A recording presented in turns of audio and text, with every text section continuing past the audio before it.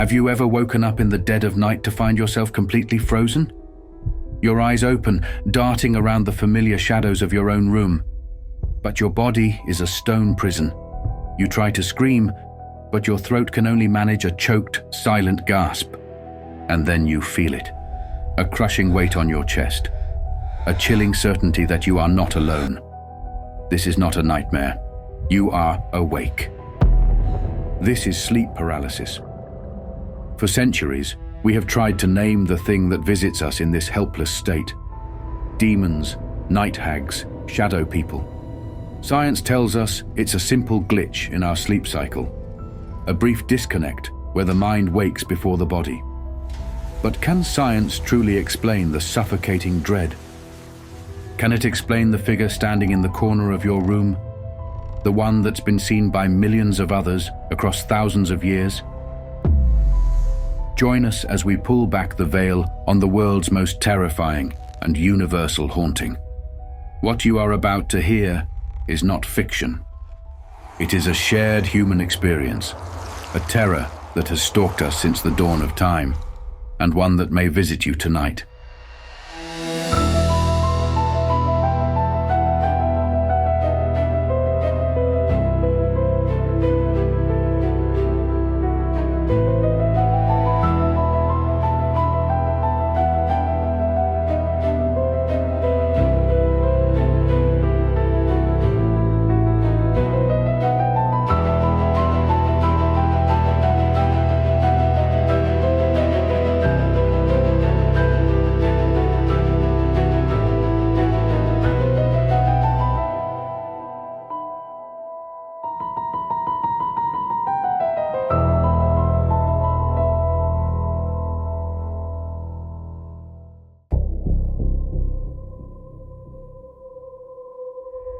The experience often begins with a sound, a hum, a whisper, a staticky crackle that seems to originate from inside your own skull. You drift up from the depths of a dream, but you don't break the surface. You are trapped somewhere in between, in a murky, terrifying limbo. Your eyes flutter open. You see your room, your bed, the moonlight filtering through the blinds. Everything is exactly as it was when you fell asleep, but it feels wrong. A deep, primal wrongness saturates the air. You try to lift your head, to sit up, to roll over, but nothing happens. Your limbs are filled with lead, fused to the mattress. Panic begins to bubble up from your stomach, cold and sharp. You try to call for help, to scream, but your voice is gone, stolen from you. Your vocal cords strain against an invisible force, producing nothing but a faint, desperate puff of air. You are a ghost in your own body, a silent witness to your own terrifying paralysis. For so many, this is where the true horror begins. Because in that moment of absolute helplessness, you realize the paralysis is not the most frightening part. The most frightening part is the presence. You can't see it at first, but you can feel it. A shift in the atmosphere, a sudden drop in temperature, the feeling of being watched by something ancient and malevolent. It is a knowledge that settles deep in your bones, an instinctual terror that bypasses all rational thought. Something is in the room with you. Let me share a story. It's a common one, echoed in countless forums and late-night confessions online. A young woman, let's call her Sarah, was in her first year of college, stressed from exams and sleeping erratically. One night she woke up, paralyzed. She lay on her back, staring at the textured ceiling of her dorm room, her heart hammering against her ribs. She felt that familiar, dreadful weight on her chest, as if a heavy animal had curled up on her sternum. Her breath came in shallow, ragged spurts, and then, from the darkest corner of her room, she saw it emerge. A tall, gaunt figure, made of what looked like television static and shadow. It had no discernible features, just a vaguely human shape and an aura of profound menace. It moved without walking, gliding over the carpet toward her bed. Sarah squeezed her eyes shut, praying, begging for it to be a dream. But the pressure on her chest intensified, and she could hear a low, guttural breathing right next to her ear. She was trapped, pinned down by an invisible force, while a faceless entity from a nightmare dimension loomed over her. This experience, in one form or another, is reported by millions. The details change, but the core elements remain terrifyingly consistent: the paralysis, the crushing pressure, and the shadowy visitor. So, what is this phenomenon that feels so profoundly supernatural? Science has a name for it: sleep paralysis, and it has a deceptively simple explanation. When we enter the stage of sleep known as REM, or rapid eye movement, our brains are incredibly active. This is when we have our most vivid dreams. To protect us from physically acting out these dreams, from leaping out of bed while dreaming we can fly or thrashing at a partner while dreaming of a fight, our brain releases neurotransmitters, specifically GABA and glycine, that effectively switch off our voluntary muscles. This state is called REM atonia. It is a natural protective paralysis. Sleep paralysis occurs when there is a misstep in this elegant biological dance. Your conscious mind wakes up, but your body remains in REM atonia. You become aware of your surroundings, but you're still locked in that protective paralysis. Your brain is in two states at once, awake and dreaming. This neurological collision is what gives rise to the terrifying hallucinations. The mind, trying to make sense of the conflicting signals, generates a nightmare that is projected directly onto the real world. That crushing pressure on your chest? It's likely the brain's interpretation of your paralyzed respiratory muscles and the labored breathing that results. The shadowy figure in the corner? That is a hypnopompic hallucination, a dream state image bleeding into your waking vision. The brain, sensing a threat from the paralysis and the feeling of helplessness, conjures a predator to explain the fear. It creates a story to fit the physical sensations. The sense of a malevolent presence is thought to be an overactivation of the amygdala, the brain's fear center, which is highly active during REM sleep. When you wake up paralyzed, your amygdala is already primed for terror, screaming that you are in danger, and your conscious mind scrambles to find the source. This explanation is clean, it's logical, it fits neatly into our understanding of neuroscience. It tells us that the monster isn't in the room, it's in our head. And for many, this knowledge can be a comfort. It can strip the experience of its supernatural dread and reduce it to a simple, if frightening, biological anomaly. But is it enough? Can this explanation truly account for the sheer depth and consistency of the terror? For centuries, before we had names for neurotransmitters or brain waves, humanity had other names for what crept into our bedrooms at night. They didn't call it a neurological misfire. They called it a demon. They called it a hag. They called it a predator that was very, very real. They believed that when you woke up paralyzed, it was because something had come for you, something that fed on your breath, your life force, and most of all, your fear.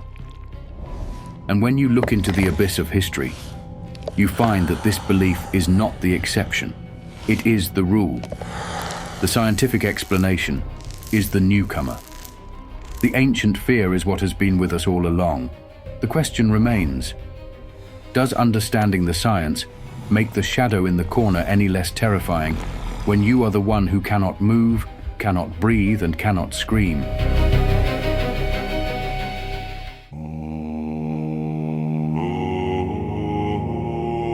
Long before the flickering lights of science attempted to map the dark continents of the human mind, our ancestors navigated the terrors of the night with stories. They didn't have electroencephalograms or textbooks on sleep disorders.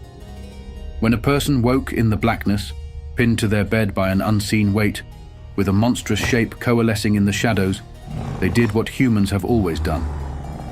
They gave the terror a name, a face, and a mythology. They externalized the horror, casting it not as a glitch within, but as an assault from without. And across the Western world, from the windswept coasts of Newfoundland to the misty forests of Germany, One of the most enduring and terrifying of these explanations was the creature known as the Night Hag. The experience was so common, so consistent, that it earned its own medical-sounding term in folk tradition, Old Hag syndrome. The name itself speaks volumes, grounding the ethereal terror in the visceral image of a wretched ancient crone. Imagine it. You wake, paralyzed. The air grows cold and stale, thick with the scent of damp earth and decay. A pressure builds on your chest, not just a weight, but a sharp, bony presence. Your eyes, the only part of you that can move, dart to the foot of your bed and you see her. An old woman, her face a mask of wrinkles and malice, her eyes glowing with a faint predatory light. Her hair is thin and stringy, her clothes are tattered rags, and her gnarled, claw-like hands are pressed firmly onto your chest, pinning you down. She leans over you, her foul breath washing over your face, and you can feel her draining the very life from your lungs. This is the classic encounter with the Night Hag, a demonic entity believed to be a witch or a cursed spirit who would leave her physical body at night to ride her victims, leaving them exhausted, terrified, and sometimes, it was believed, dead. The word nightmare itself is born from this ancient terror. Before it meant simply a bad dream, it had a far more literal and sinister meaning. It comes from the Old English mare, a word that denoted a malevolent spirit, a goblin or incubus that would sit upon the chests of sleepers, suffocating them and inducing terrifying visions. The mare was the rider, and the victim was the horse, trapped in a nightmarish gallop of fear. This wasn't just folklore. It was a deeply held belief, an explanation for a terrifying and seemingly inexplicable phenomenon.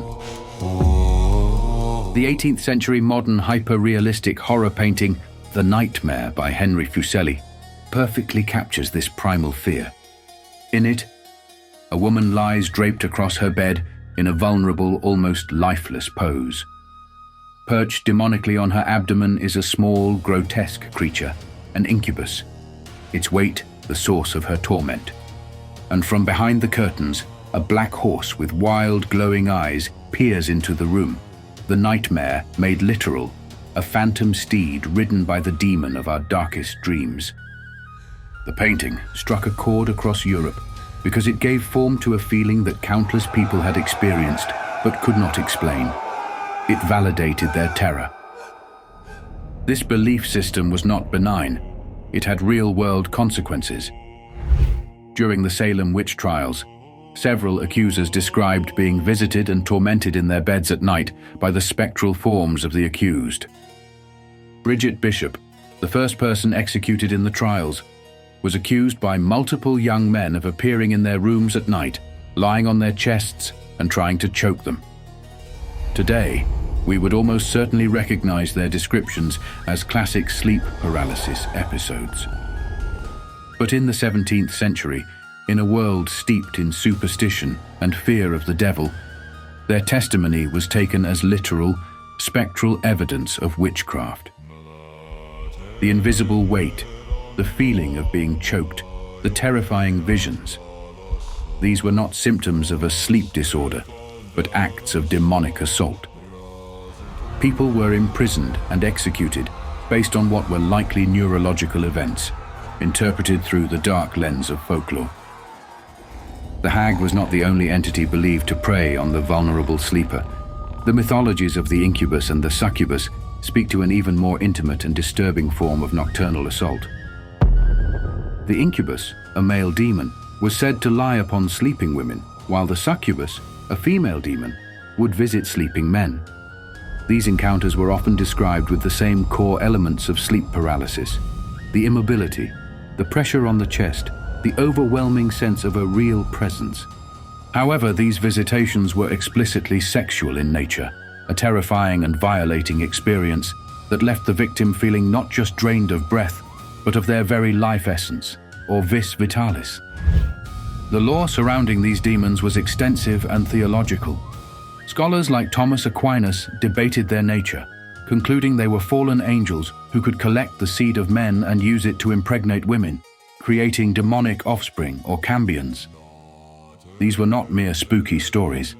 They were articles of faith, a way to explain everything from terrifying nocturnal experiences to unwanted pregnancies and birth defects.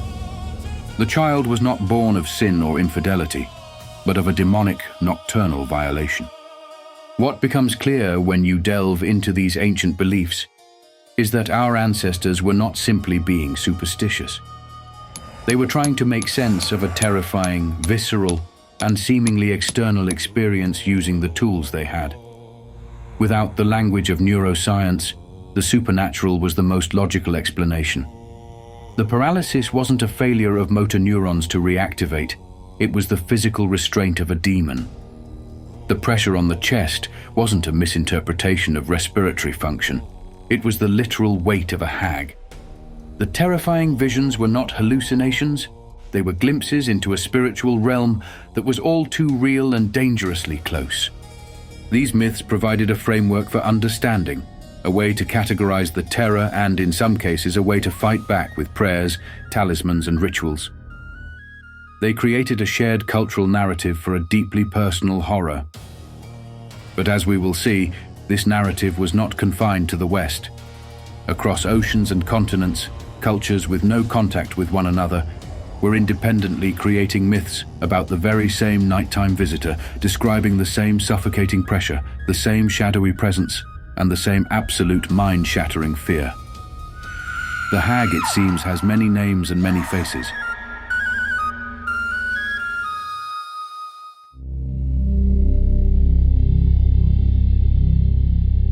The creature that sits on your chest in the dark is a terrifyingly cosmopolitan traveler. It respects no borders, no oceans, no cultural divides. While Western folklore gave us the night hag and the incubus, across the globe, thousands of other cultures were documenting the exact same terrifying experience and giving it their own unique, yet eerily similar, names. The consistency of these encounters, separated by vast distances and disparate belief systems, is perhaps the most unsettling aspect of the entire phenomenon. It forces us to ask a profound question. Are we all just experiencing the same neurological glitch, or are we all somehow being visited by the same thing? Let's travel to Japan, a nation with a rich and complex history of ghosts, demons, and supernatural spirits known as yokai. Here, sleep paralysis is known as kanashibari, which literally translates to be bound or fastened in metal. The very name evokes the cold, rigid, and inescapable nature of the paralysis.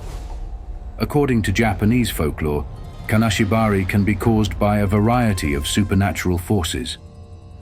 Sometimes it is the work of vengeful ghosts, or yurei, who seek to torment the living. Other times it is the mischief of a powerful sorcerer or an angry god. But most often, the experience is described as being pinned down, a powerful force pressing on the body, making it impossible to move or even breathe. The sleeper is fully aware, their eyes open as a shadowy presence fills the room, sometimes whispering threats or simply watching with an unnerving stillness.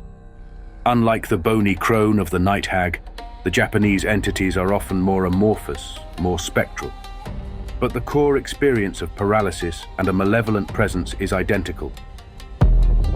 Traditional remedies included placing a Buddhist sutra near the bed, or, in some tales, having a carp swim through one's dreams to devour the evil spirit. Now let's cross the Pacific to the sun-drenched landscapes of Brazil, where the folklore speaks of a creature known as the pisadeira. The name means she who steps, or she who presses. The pisadeira is a horrifying figure, often described as a tall, skeletal woman with long, dirty fingernails, wild, stringy hair, and a malevolent cackle that echoes in the night. She is said to live on the rooftops, waiting. According to the legend, she preys on those who go to bed on a full stomach.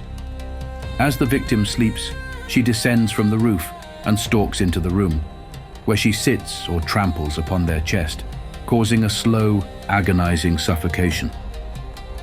The victim is awake, paralyzed, watching in horror as this gaunt entity presses the life out of them. Much like the night hag, The pisadera is a specific personified being, a monster with a motive and a method.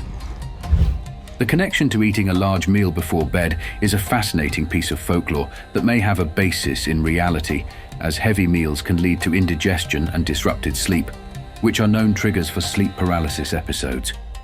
Our ancestors may not have known the mechanism, but they observed the correlation and wove it into the fabric of their monster's story.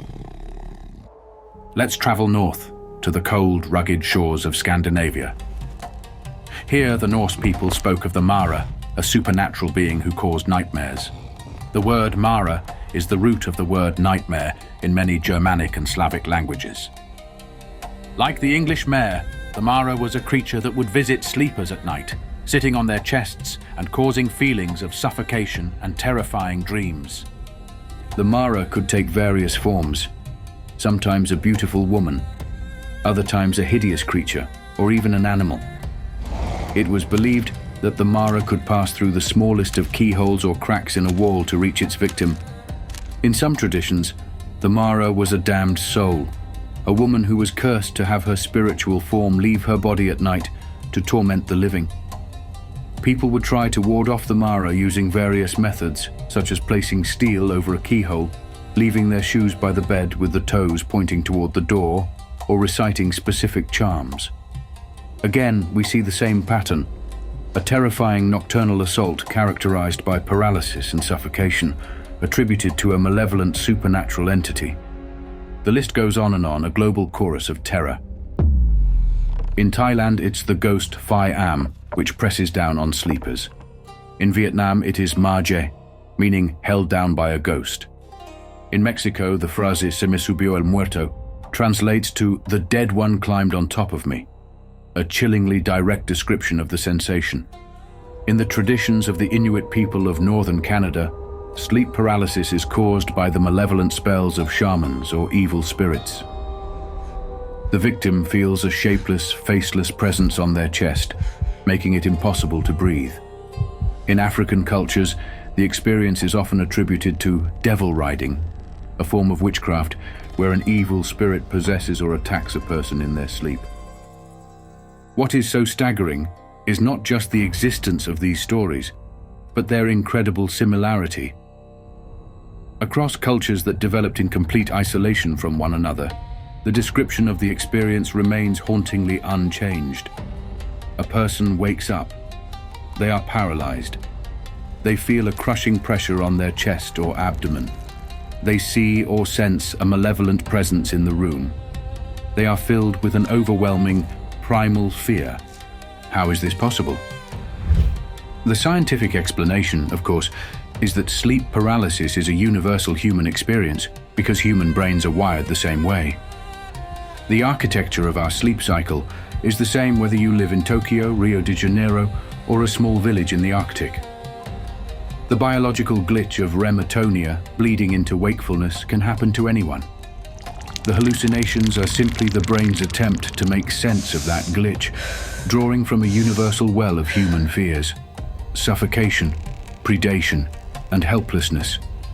The shadowy figure is an archetypal predator. The pressure on the chest is an archetypal feeling of being crushed or buried alive. This is a powerful and logical argument, and yet it feels incomplete. It doesn't fully capture the strangeness of the phenomenon. Why do so many people, in so many different places, describe not just a shadow, but a specific type of entity? Why the recurring image of an old hag? Why a figure in a hat? Can archetypes alone explain the consistency of the details? Or is it possible that our brains, when placed in this strange, liminal state between waking and dreaming, are somehow perceiving something that is actually there? Something that exists just outside the boundaries of our normal sensory perception. This is the point where science falls silent and the ancient fear begins to whisper again. The stories are not just stories. They are data points. Thousands of years of eyewitness testimony from every corner of the globe, all describing the same intruder. The question is not whether the experience is real. It undoubtedly is. The question is, what exactly is the experience? Are we looking at a ghost in the machine of our own brain? Or are we catching a terrifying glimpse of a ghost in the world?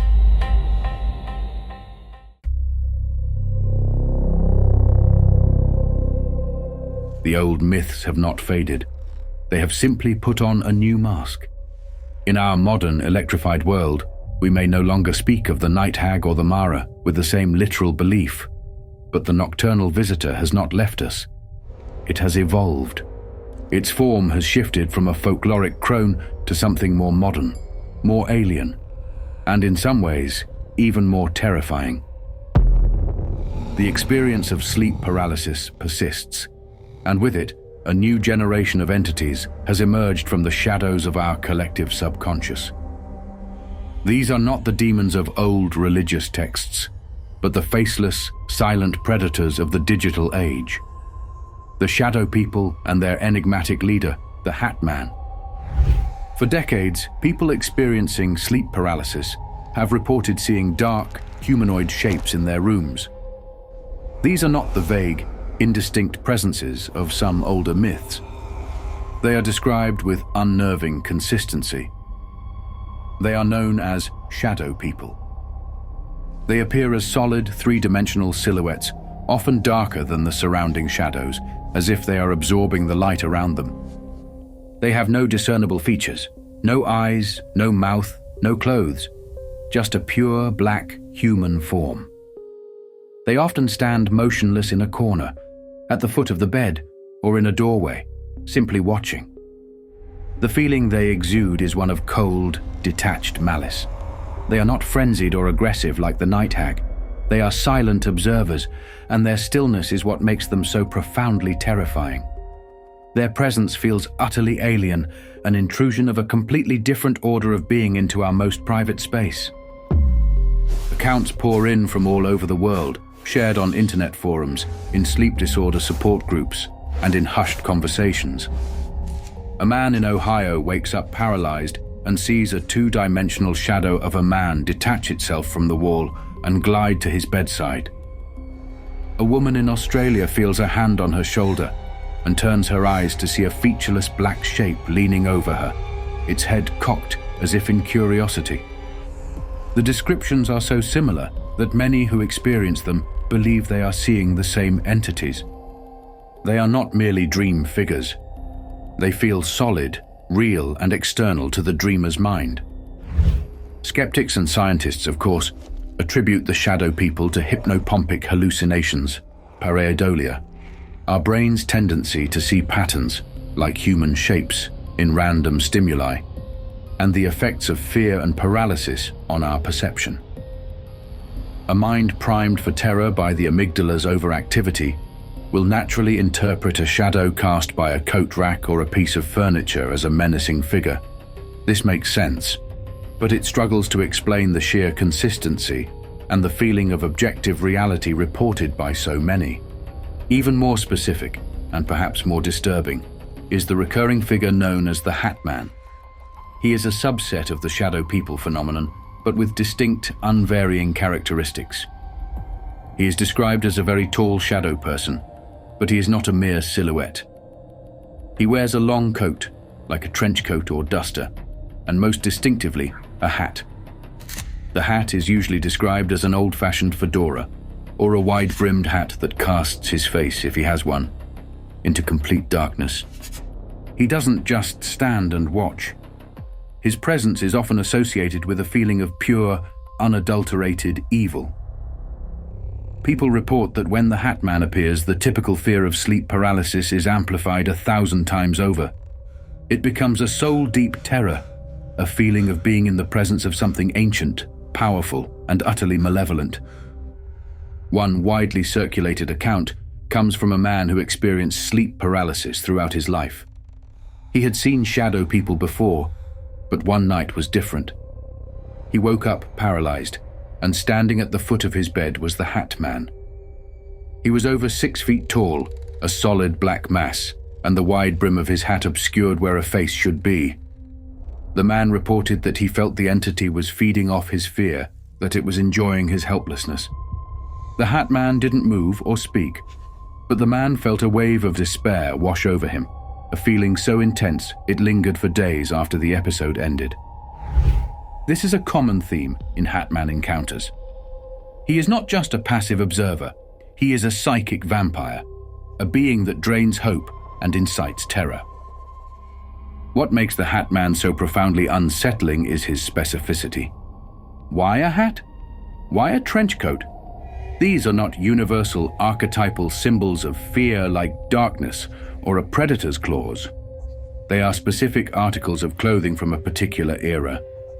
Yet, he is seen by people across the globe, by children and adults who have never heard of the phenomenon before their own encounter. A child in Japan describes seeing a tall black man in a hat. A teenager in Argentina reports the same figure. A middle-aged woman in the United States who has never read a single story about him online wakes to find him standing over her bed. The global nature of this specific hallucination is a genuine mystery. Some researchers have tried to find explanations. Perhaps the figure is a distorted memory of a father or grandfather from a time when such hats were common. Perhaps it's an archetype drawn from old film noir movies or detective stories buried deep in our collective cultural memory. But these explanations feel thin when confronted with the sheer number and consistency of the reports. The phenomenon has led to more speculative paranormal theories. Some believe the Hatman is a demonic entity, a specific named demon from some forgotten grimoire. Others suggest he is an interdimensional being, briefly visible to us when the veil between worlds thins during the unique brain state of sleep paralysis. Some have even theorized that he is a time traveler or an alien observer. These theories, of course, lie far outside the realm of mainstream science, but they are born from a genuine and unsettling pattern in the data. The Hatman represents a terrifying challenge to the purely neurological explanation of sleep paralysis. If the monsters are truly just in our heads, why do so many of us have the exact same monster? It's as if a specific character from a nightmare has escaped the confines of one person's mind and is now a free-roaming virus, infecting the dreams of people all over the world. The Shadow People and the Hatman are the modern folklore of sleep paralysis. They are our night hags, our Mara. They show that even in an age of science and reason, our nights are still haunted. The darkness in the corner of the room is still watching us, and now it wears a hat.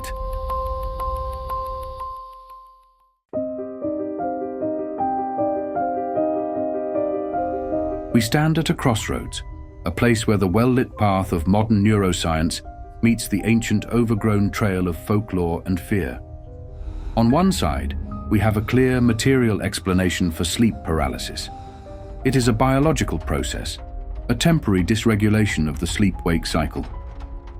On the other side, we have thousands of years of human testimony, a global archive of terrifying encounters with seemingly external malevolent entities. The great debate, the question that lies at the heart of this entire mystery, is whether one of these paths can ever fully explain the other. Can science truly demystify the deepest, darkest corners of this experience, or are there aspects of it that will forever remain in the realm of the supernatural, the unexplained? Let's walk further down the path of science, beyond the basic explanation of REM atonia. Neurologists and sleep researchers have identified a number of factors that can increase the likelihood of a sleep paralysis episode. The most significant trigger is sleep deprivation. When our bodies are exhausted and our sleep schedules are erratic, the carefully choreographed transitions between sleep stages can break down. The brain, desperate for REM sleep, can rush into it or exit it sloppily, leading to the kind of overlap that causes sleep paralysis. This is why students during exam periods, new parents, and people who work irregular shifts are far more likely to experience it. Stress and anxiety are also major contributors. A brain flooded with stress hormones like cortisol is already in a state of high alert, making it more susceptible to the fear-amplifying effects of an episode. The amygdala, already sensitized by daily anxiety, can go into overdrive during sleep paralysis, generating hyper-realistic and terrifying hallucinations. Certain sleeping positions also seem to play a role. A significant majority of episodes are reported by people sleeping on their backs, in the supine position. While the exact reason for this is unclear, some theories suggest that this position can make minor breathing obstructions, like mild sleep apnea, more likely. This slight change in breathing could be enough to trigger a partial awakening of the conscious mind, while the body remains in REM atonia, with the brain interpreting the labored breathing as the classic sensation of a weight on the chest. Certain medications, particularly those that affect neurotransmitter levels, and some mental health conditions like PTSD and panic disorder, have also been linked to a higher incidence of sleep paralysis. Each of these findings adds another layer to the scientific model. From this perspective, the entities, the hags, the demons, the shadow people, are products of a terrified, confused brain. They are phantoms of the temporal lobe, illusions spun by the parietal lobe's distorted sense of self in space, and monsters amplified by the primal fear of the amygdala. The Hat Man is not an interdimensional being. He is a complex brew of archetypal imagery, cultural detritus, and a trick of the light in a darkened room, all interpreted by a brain in a unique and vulnerable state. The feeling of a presence is not a spirit. It is the brain's attempt to project its own disoriented sense of self onto an external figure, creating a doppelganger or shadow self. Science offers a complete closed-loop explanation. There is no monster in the room. The call is coming from inside the house, and the house is your own mind. And yet, for those who have experienced it, this explanation can feel profoundly unsatisfying. It can feel like describing a horror painting by only listing the chemical composition of its pigments. It describes the what, but completely misses how it feels. The sheer objective realness of the experience is something that science struggles to quantify. The feeling of a distinct personality in the room, the playful malice of one entity, the cold indifference of another, the pure evil of the Hat Man, is not easily dismissed as a random firing of neurons. This is where the supernatural path reasserts itself. Proponents of a paranormal explanation argue that sleep paralysis is not the cause of the experience, but rather a state that makes us vulnerable to it. They suggest that the state of REM atonia, where the body is asleep but the mind is partially conscious, opens a kind of sensory door.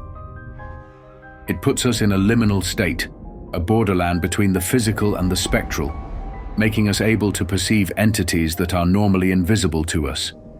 In this view, the paralysis is a side effect of the entity's presence, not the cause of the hallucination.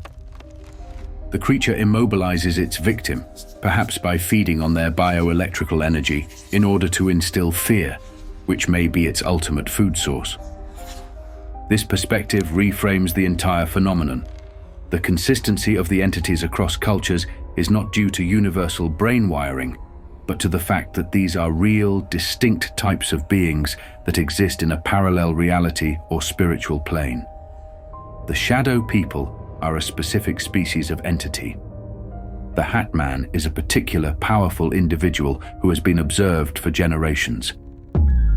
This theory also accounts for some of the more bizarre and hard-to-explain aspects of the phenomenon, such as reports of shared sleep paralysis experiences where two people in the same room experience a similar visitation simultaneously, or cases where physical evidence like scratches or bruises is reportedly left behind. We are left with two compelling, yet mutually exclusive narratives. One is a story of the brain, a fascinating tale of neurology, chemistry, and the tricks our own mind can play on us. It is a story of comfort, reason, and demystification. The other is a story of the soul, a terrifying tale of ancient demons, spectral invaders, and a hidden reality that preys upon us in our most vulnerable moments. It is a story that validates our deepest fears and whispers that the darkness is not empty. There is currently no scientific experiment that can definitively prove or disprove the existence of a spectral being in a paralyzed person's room. We cannot measure the malevolence of a shadow or put a demon in an MRI machine. And so the debate rages on, not in scientific journals, but in the quiet, terrified spaces of the internet, and in the minds of the millions who have woken up in the night, unable to move, and felt the chilling certainty that they were not alone. The final choice of which story to believe is left to the individual, but that choice may depend entirely on whether you have ever met the Hat Man for yourself. We began this journey in the dark with the terrifying, isolating experience of a body turned to stone and a mind screaming into the void. We have traveled through time, from the ancient bedrooms haunted by night hags and incubi to the modern dorm rooms visited by silent, shadowy figures. We have crossed the globe, hearing the same story of suffocating dread told in 100 different languages, from the Kanashibari of Japan to the Pisadera of Brazil. We have stood at the crossroads of science and superstition, weighing the elegant explanations of neuroscience against the chilling consistency of thousands of years of human testimony. Science tells us the monster is a phantom of the mind, a hallucination created to explain a biological glitch. Folklore tells us the monster is real, an ancient predator that slips through the cracks of our reality when we are most vulnerable. But perhaps the distinction between these two realities is not as clear as we think. Perhaps the final, most unsettling truth is not that one is right and the other is wrong. The true terror may lie in the possibility that they are both telling the same story. What if the entities are not external beings invading our world, but something far more intimate? Our brains contain deep, primal archetypes of fear, inherited from millions of years of evolution. The fear of the predator in the dark, the fear of suffocation, the fear of a malevolent intelligence. These are not just ideas, they are latent patterns, dormant monsters hardwired into the very structure of our consciousness. What if sleep paralysis is simply the key that unlocks their cage? In that strange, hybrid state of waking and dreaming, we are not hallucinating a monster. We are meeting our own deepest fears, given form and substance by the unique chemistry of our brain. The night hag is not a spirit from the outside. She is the face of our own primal fear of the devouring, life-draining matriarch. The Hat Man is not a demon from another dimension. He is the personification of the cold, patriarchal authority and shadow self that lurks in our collective unconscious. They feel real because, on a neurological and psychological level, they are real. They are ancient parts of us, rising up from the abyss of our own minds to confront us. This reframes the entire phenomenon. The question is no longer, is it a demon or is it a dream? The real question is, what is the difference? If your own mind can generate a presence so powerful, so malevolent, and so seemingly independent that it can terrorize you, drain you, and leave you with a lingering sense of violation, does it matter what we call it? The terror is real. The presence is real. The experience is real. We are haunted, not by ghosts from without, but by the terrifying, ancient and powerful strangers who live inside us all, waiting for the moment we wake up, just enough to see them.